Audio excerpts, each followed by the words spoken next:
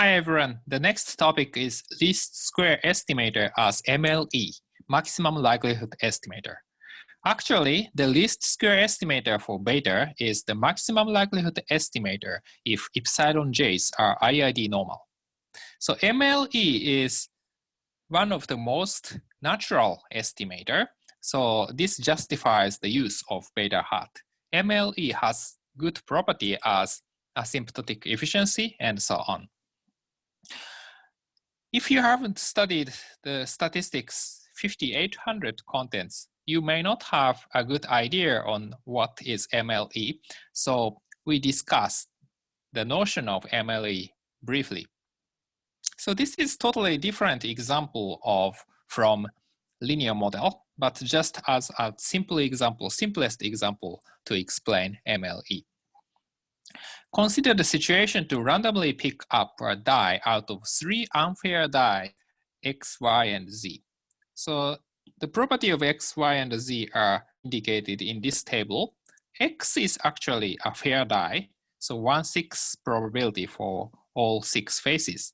Y is a loaded die. It has 1/2 chance to get the face of 1, but only 1/10 chance for the other 5 faces. So die Z is more complicated, 30% probability to have the face of 1, 1/2 probability to have the face of 2, and 1/20th probability for the others. And you pick up a die out of these 3, but you don't know which die you picked up. And you roll the die once, and depending on the result, you decide which die is most likely. Okay, so suppose the result is 2. Then which die is most plausible you picked up? And the answer is Z. And why? Do we compare these 3 probabilities? Because we got the result that the face of 2. So this is a kind of new idea in terms of probability theory, because each line, X, Y, and Z, have probability space. So comparing probability across different columns, so we compare horizontally, so this makes sense. But comparing probability vertically is totally exotic idea in probability. But in statistics that we often observe data, so we compare this probability vertically and see which is largest. The largest one is most plausible.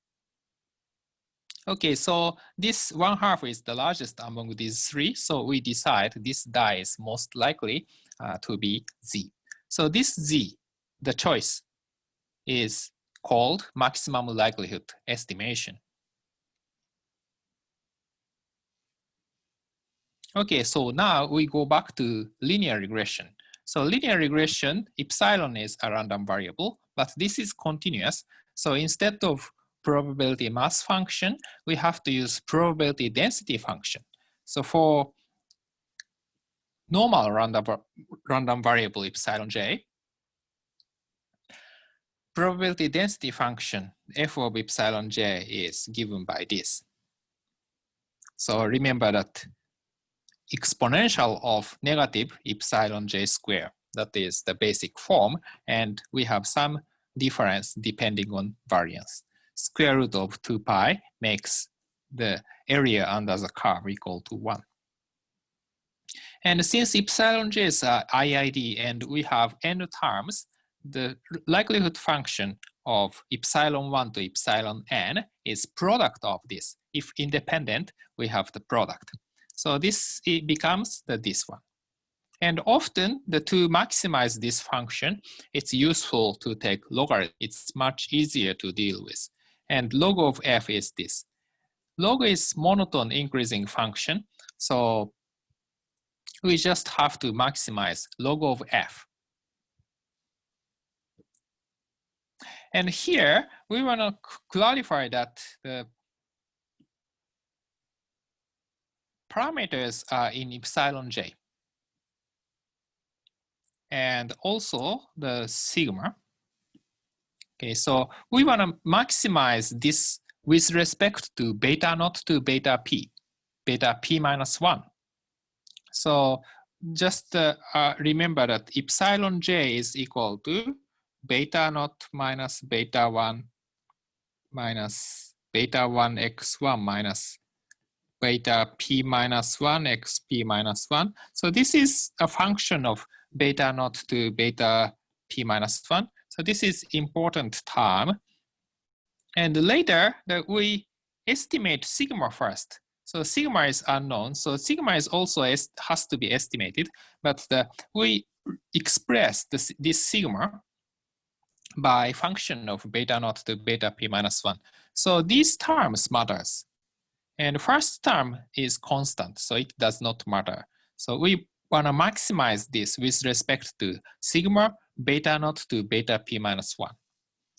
Okay, so it's a little bit complicated. So we want to eliminate sigma at first. So which sigma maximizes this quantity, number 8?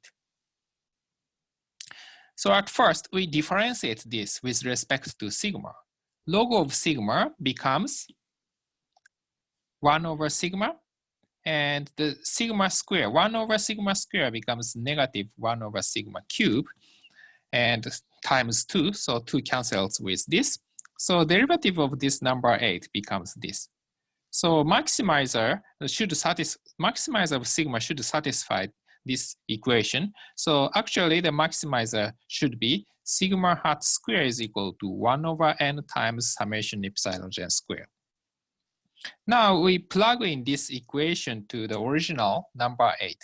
Then actually the last term disappears because numerator is summation of epsilon j square and the denominator is also summation of epsilon j square.